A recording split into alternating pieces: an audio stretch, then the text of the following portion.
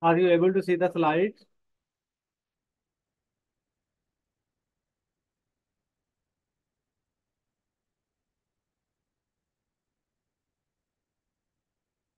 Hello, Mr. Pratap Kumar, are you able to see the slide?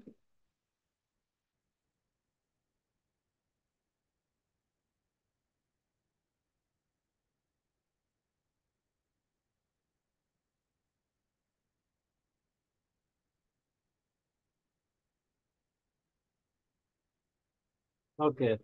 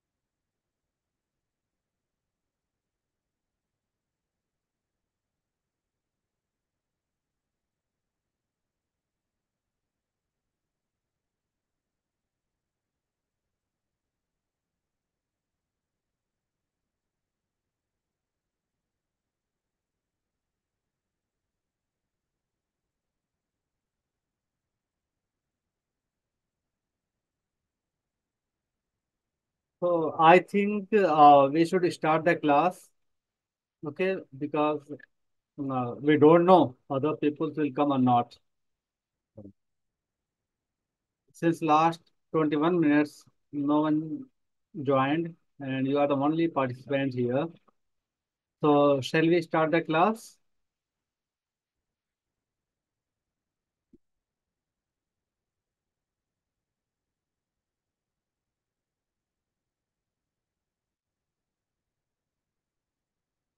Yes, sir. Do you listen me?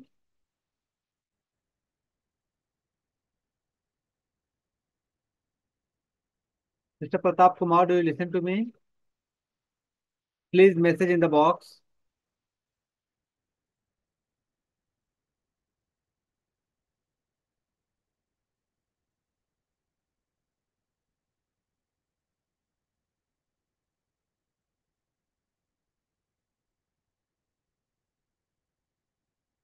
Do you listen to me? Are you there?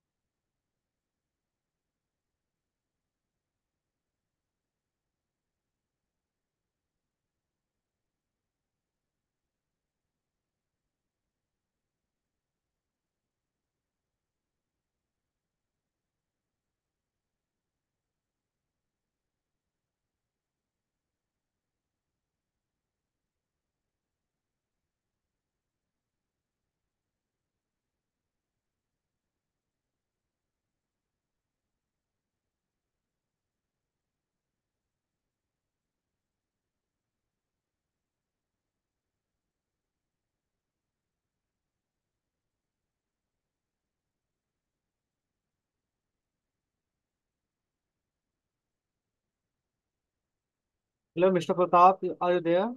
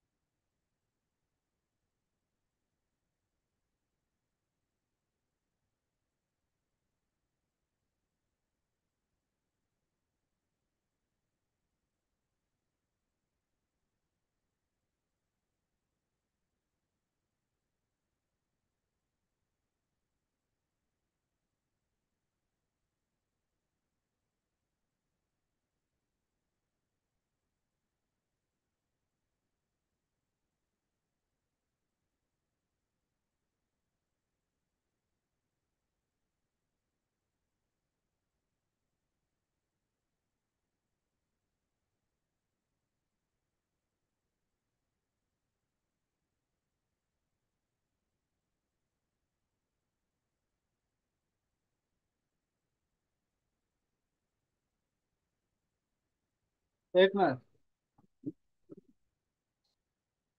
एक minute, एक minute.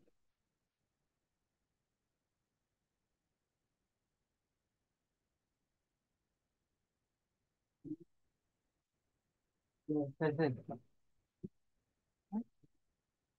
देखना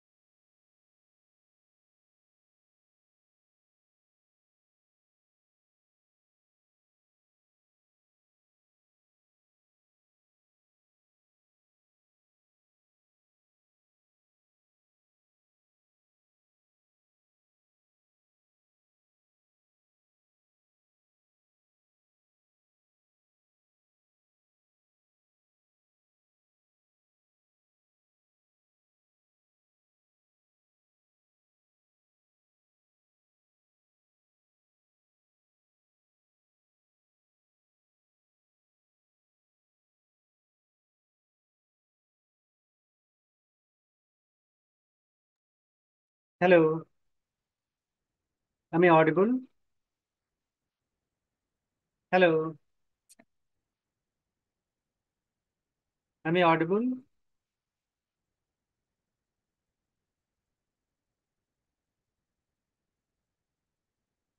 Please message in the chat box if you are able to listen me.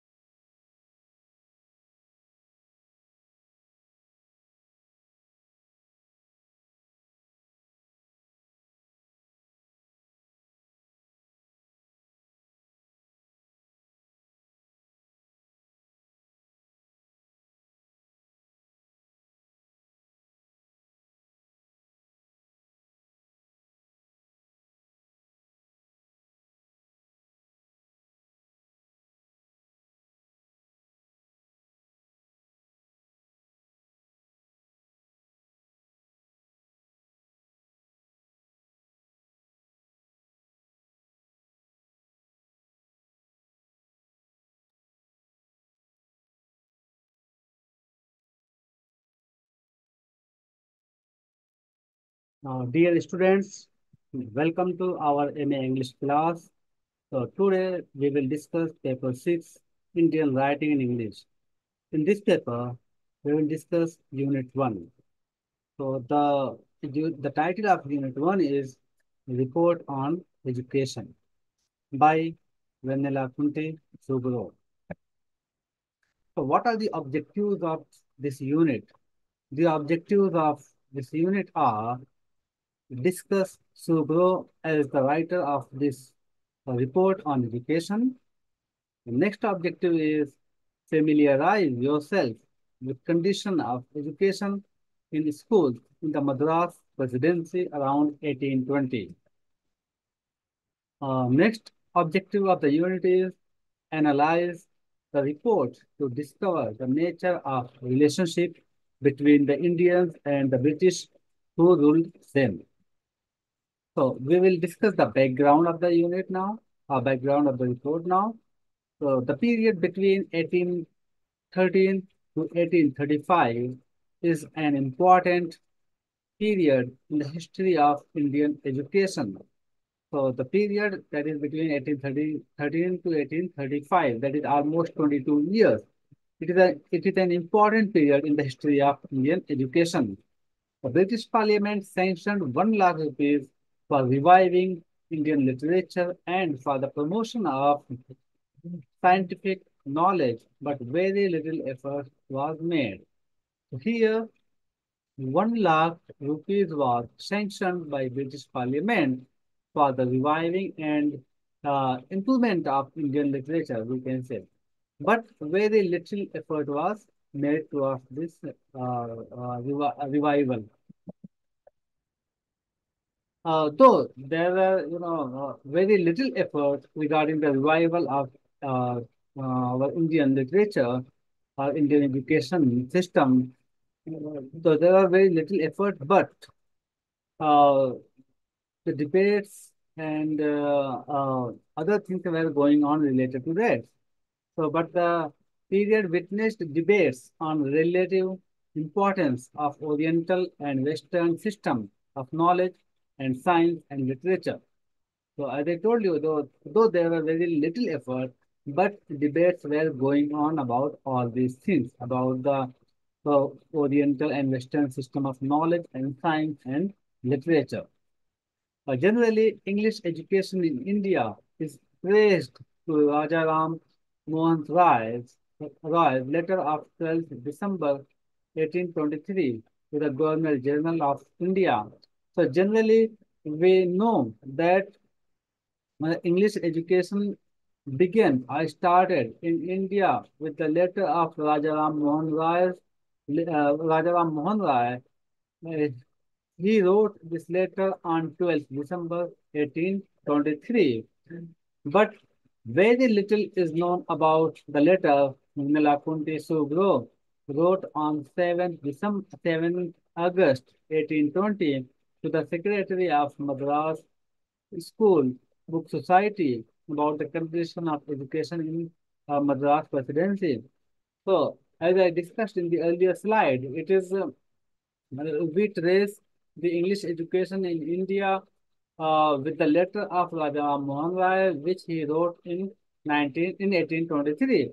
But we hardly know about the letter written by Vanilla Kunti Subro, who wrote 3 years ago in 1820 to the Secretary of Madras School Book Society. And in that letter, he mentioned the condition of education in Madras Presidency, and he suggested how to improve the education system and how to improve the condition of education in Madras Presidency in that letter. We hardly or very little know about the letter written by Vinala Kunti Sudro. Others' efforts followed, including that of Sir Thomas Munro, Governor of Madras Presidency, to assess the condition of education in all districts. So, other effort was made by people like Sir Thomas Munro, who was the governor of Madras Presidency, and uh, he uh, he wanted to assess the condition of education in all the districts. So we see that these three people, particularly Raja Ram Mohan Rai, uh, Vanilla Kunti Sudro, and Sir Thomas Munro. So these were the earliest people who thought about the education system or the condition of education in India, uh, let's say, regarding the Vanilla Kunti Subro or Sir Thomas Munro, who thought about it, who thought about the condition of education in Madras presidency, and they suggested how to improve the education system or the condition of education in Madras presidency, or let's say in India. So let's see who was Subro. What is this report about? So who was Vanilla Kunti Subro, and what about this report? So he was a Telugu Brahmin and a native of Ongole in the Madras presidency. So Vanilla Kunti Subro was a Telugu Brahmin and he was a native of Ongole in Madras presidency. He served British government as translator and interpreter for 26 years. He served as a member of the Madras School Book Society. We see that he was an educated man, he was an educated personality, and who served as a translator and interpreter for 26 years uh, in British government, and he was also the member of Madras School Book Society. He wrote his autobiography in 1839, and it was published many years after his death by his son in 1873. So he wrote his autobiography in 1839, but it was published after his death by his son in 1873. And his biography is the first available full-length autobiography to be published by an Indian in English. So his biography is considered as the first full-length autobiography that was published by an Indian in English. Subro's autobiography contains the report he submitted to the Madras School Book Society in 1820 on the condition of education in schools in the Madras Presidency and his recommendations for its improvement. So this report, the report which was written by Vanilla Kunti Subro regarding the condition of education in schools in Madras Presidency, it was it was the part it was published in the it was submitted to the Madras School Book Society, and in 1820, and it was published in the autobiography of Sir Vanilla Kunti Subro. The report was published in the book titled First Report of the Madras School Book Society. So that report was the part of autobiography, and and the report was published in the book, the first report of the Madras School Book Society for the year 1823. So that report was published in this book. So, how society viewed education in the 19th century. So, in this section or in this part, it has been discussed that what was the condition of education in the 19th century in India. Uh, so it means that who were considered as the educated people in 19th century. So reading a text was considered education. So it means that if a person is able to read a text, it means that he is an educated person. He may understand it or not. But if he is able to read, it means that he is considered, he was considered as an educated person. So reading a text was considered education. Even this was considered a great qualification for a prospective bridegroom. So if you are going to get married, if, for a bridegroom, it was considered a great qualification if he was able to read a text, though he may not understand it. But if he was able to read the text, it was considered a great qualification for the bridegroom. To read did not mean he understood the meaning. As I told you that if you read the text, it doesn't mean that you understand it. But if you are able to read, it means that you are an educated person. Even the teacher himself hardly knew the meaning of what was being read. Leave the students or leave a common man. Even the teacher who was teaching at that time, or the teacher who was teaching a text, he was not able to understand that what was being taught or what he is teaching. He was able to read that, but he was not able to fully understand what was being taught by him. So such was the condition of education in India in the 19th century. You can realize, you can compare from today's condition of education to the 19th century. So today, if you are only reading is not considered as education, or for a man as an educated person.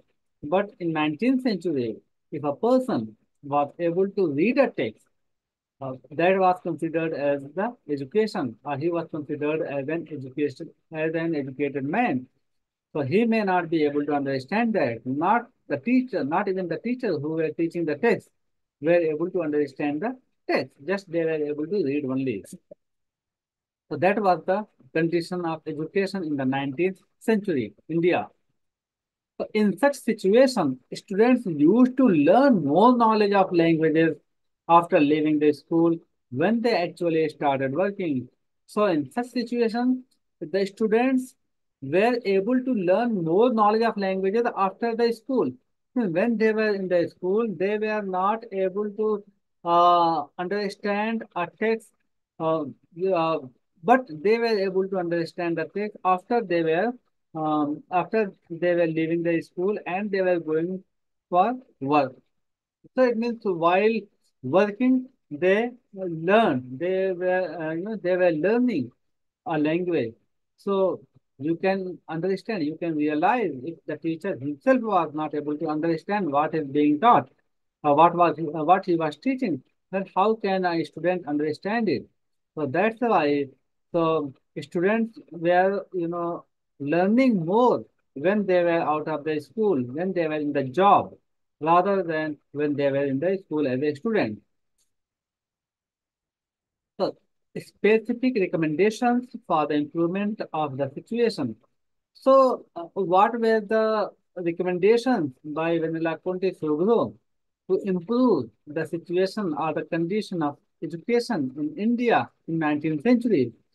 So he recommended something. As I told you that uh, uh, he uh, he observed the situation of education or the condition of education, and he suggested through his report that how the condition of education can be improved.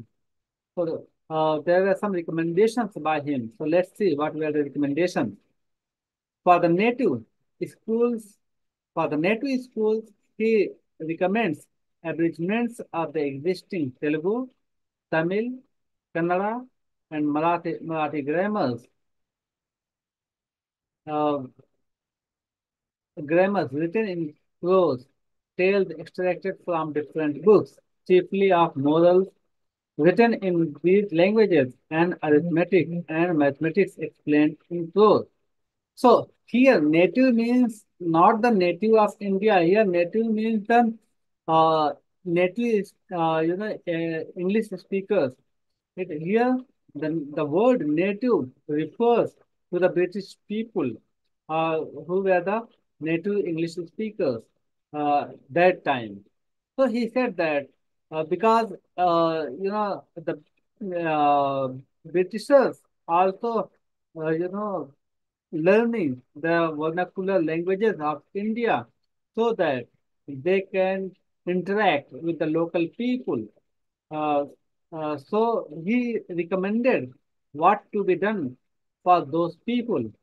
So he said that uh, the abridgments should be provided of the languages like Telugu, Tamil, Kannada, Marathi, grammars written in prose. So grammars of these languages, which are written in prose, this should be provided in the form of abridgments to the native people, or let's say to the Britishers who were learning the vernacular languages of India, and tales extracted from different books, chiefly of morals written in these languages, and arithmetic and mathematics explained in prose.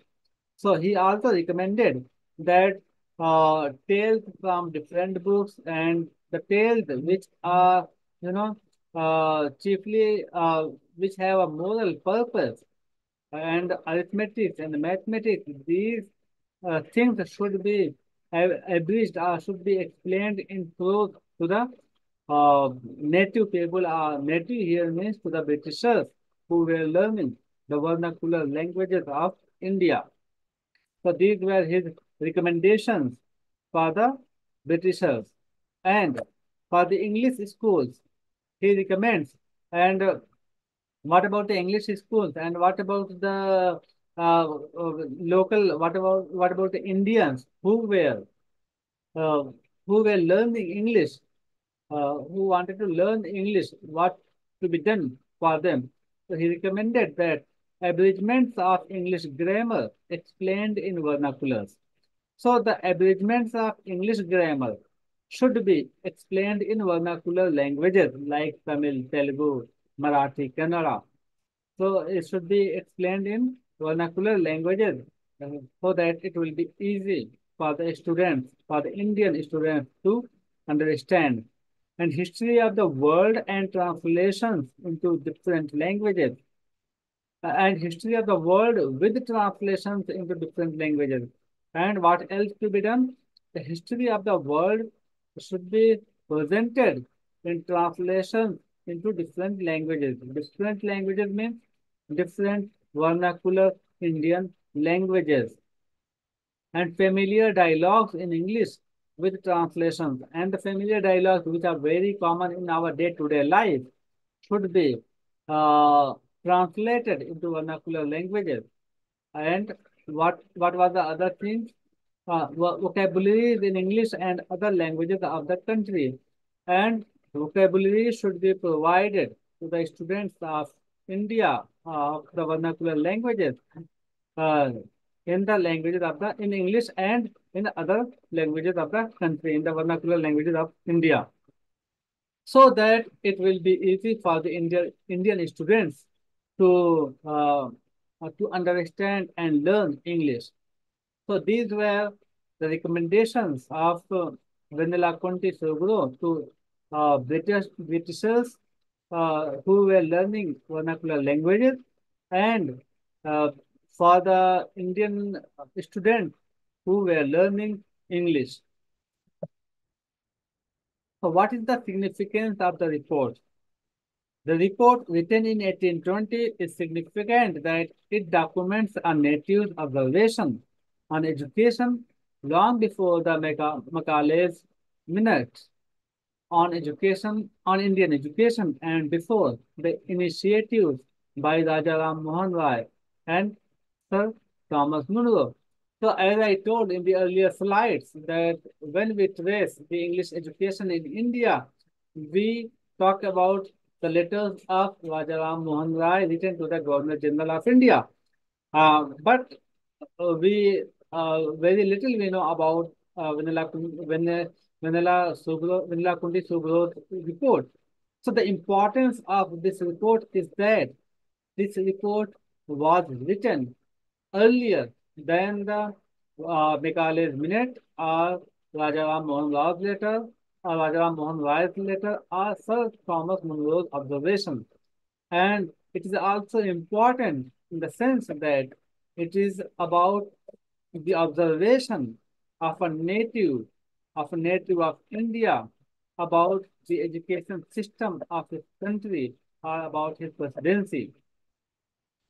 So we can see that a man, yeah, a person like Vanilla Kunti Sudro, who observed the condition of education in Indian society long back, long ago than Nicholas Minard or Rajaram Mohan Rai later or Thomas Munro's observation. So that's why it is important that a man, a person who observed these things and recommended for the improvement of the education system or the condition of education in India or in his or in Madras presidency. So this is the last slide of this unit. Let us sum up.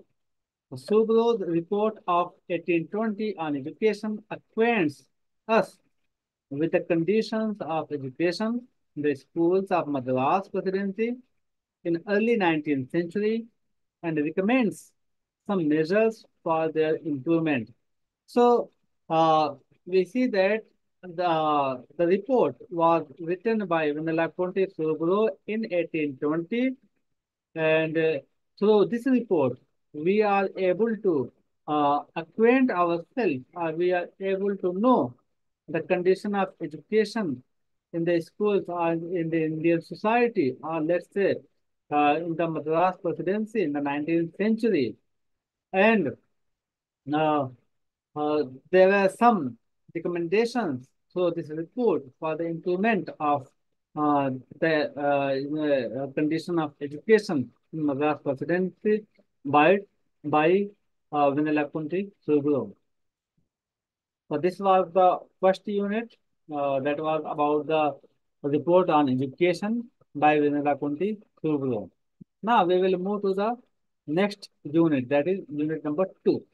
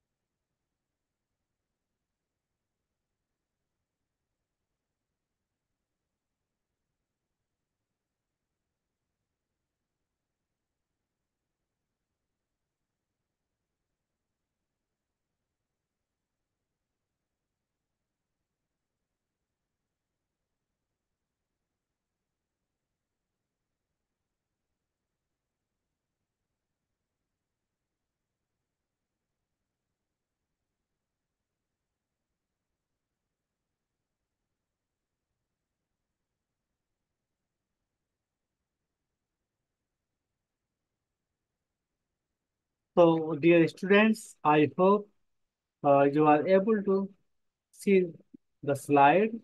So now we will discuss unit number 2, that is minute of the 2nd of February 1835 by T.B. Macaulay. So that is we will discuss the minute of meeting by T.B. Macaulay. So this is the unit number 2, and the objectives of this unit are situate Macaulay's minute on education in the context of debate between the Anglicist and the Orientalist in India in the 19th century. Uh, and the other objective is understand his interpretation of the Act of British Parliament of 1813, which allocated funds to revive and promote literature, and knowledge. So, as in the first unit, we discussed that uh, we discussed that 1 lakh rupee was sanctioned by British Parliament for the revival and of Indian literature, or the promotion of Indian literature. So we will see in this unit that how Macaulay uh, interpreted this act, and what did he say regarding the allocation of this amount of the fund. And the other objective is analyze the minute on its specific suggestions to discover Macaulay's attitude towards Indian systems of knowledge and the people. So we will analyze that uh, through the minute how Macaulay what were the things suggested by the Macaulay regarding the Indian systems and knowledge and the people. So what is minute? We have been reading or discussing about the minutes of the meeting, the minutes by Macaulay. So what is the minute here? Minutes of a meeting are a written record of what happened during a meeting. So in general, when we see that minutes of a meeting, a minute of a meeting, so what is minute of a meeting, or what is minute?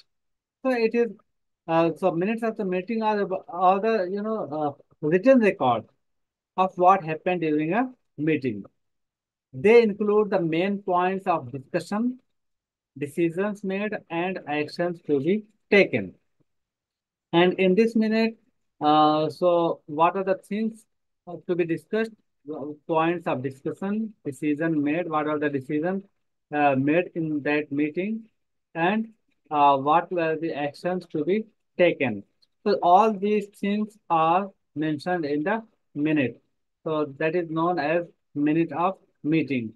So uh, when Macaulay wrote his minute on education, it means that there was a discussion, there was a meeting, and Macaulay was appointed as the writer of the minute of that meeting. And in that minute, uh, whatever he has discussed or whatever he has written, that became that became a kind of landmark. And when you will discuss about the minute, you will see that how he degraded the Indian, we can say, the Oriental education system or the Oriental knowledge. So, in this context, we will see that what is Macaulay's minute. It means that what are the things have been discussed in Macaulay's minute, and what this minute is about. So, T.B. Macaulay, he was born in 1800 and died in 1859, was a member of the Council of India and the chairman of the Committee for Public Instruction. So Macaulay was the member of Council of India, and he was the chairman of the Committee for Public Instruction. Some members of the Committee for Public Instruction were of the opinion that it is prescribed by British Parliament that 1 lakh amount is for the promotion of Arabic and Sanskrit.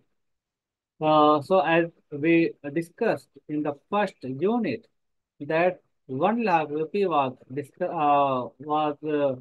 allocated by British Parliament for the promotion and for the revival of Indian literature. Let's say for the revival of Arabic and Sanskrit. So in that committee, uh, there were few people who were in the support of Arabic and Sanskrit, and who were in the support that this 1 lakh rupees should be spent uh, in the promotion and revival of Arabic and Sanskrit. So we see that we discussed in the first unit that there was, though 1 lakh rupee was allocated, but it was not used yet. It was allocated, but the little action was taken regarding that. It means we can say that no action was taken regarding that. But debates were there, and people were discussing about that. Meetings were held that how to spend that 1 lakh rupee. So 1 lakh rupee in today's time may not be a big amount, but think about in 1835. Uh, yeah, so you can think that 1 lakh rupee that time was a huge amount. And the discussions and the debates were there that how to spend that 1 lakh rupees. That's why Macaulay was called in that meeting. And he was the one who decided and who suggested what to do with that 1 lakh rupees. So based on this understanding that there were some people in that council who were in support of Arabic and Sanskrit knowledge and who said that this amount is for the improvement or the promote for the promotion and for the revival of Arabic and Sanskrit knowledge or literature, we can say. So it should be spent on those, for those purposes. So, based on this understanding, the British had followed a system of education by which students who studied these languages were given stipend. So, British had followed a system that if this amount is for the promotion of Arabic and Sanskrit literature and knowledge, so the students who are, who are studying uh, these subjects these languages should be given stipend. So that was an understanding of few British people. So there was a debate between Anglicists who supported the introduction and promotion of English in India and Orientalists who favored the use of classical Indian languages. But there was a debate between Anglicists and the Orientalists. Anglicists, who are the people who supported the introduction and promotion of English in India, and there were Orientalists who favored classical Indian languages. We can say that uh, Arabic, Tamil, Sanskrit, that Oriental languages, okay, Indian languages we can say. So there are two groups. One group, consists. One group consists Anglicists, and the other one, the Orientalists. So Anglicists supported the introduction and promotion of English in India, while the Orientalists supported for the promotion of classical Indian languages. Macaulay's response to this debate comes out most forcefully in minute. He prepared for William Bentinck, the then Governor General in India. So, Macaulay's minute was the response of this debate or the discussion between the Anglicists and the Orientalists. So, uh, and he submitted this report, and we can say he prepared this report for William Benedict, and William Benedict was the Governor General in India in that time. Macaulay's interpretation of 1813 Act. So that 1 lakh rupee was sanctioned under the Act of 1813.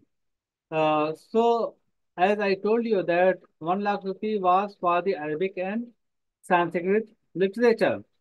And people had discussion, there were debates between the groups. So here, Macaulay uh, responded to the debate or to the discussion or to the groups through his minute. And he interpreted that what is Act 1813 mean? It means that he said that what you people are thinking that is different from what it real means. Okay, so he interpreted the 1813 Act. He says that 1813 Act contains nothing about the particular languages and sciences which are to be studied. So he said that there is nothing about the particular language or the sciences to be studied in 1813 Act. No, he said that what you people are thinking that is wrong. So you are thinking that this amount is for particular languages. That is wrong. So he said that there is nothing about the particular languages and the sciences to be written or to be mentioned or to be studied. There is nothing about that, about the language in that 1813 Act.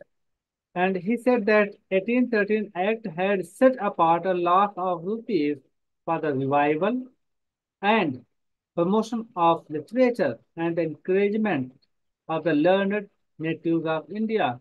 So he said that this 1 lakh rupees uh, is for the revival and promotion of literature and the encouragement of the learned natives of India.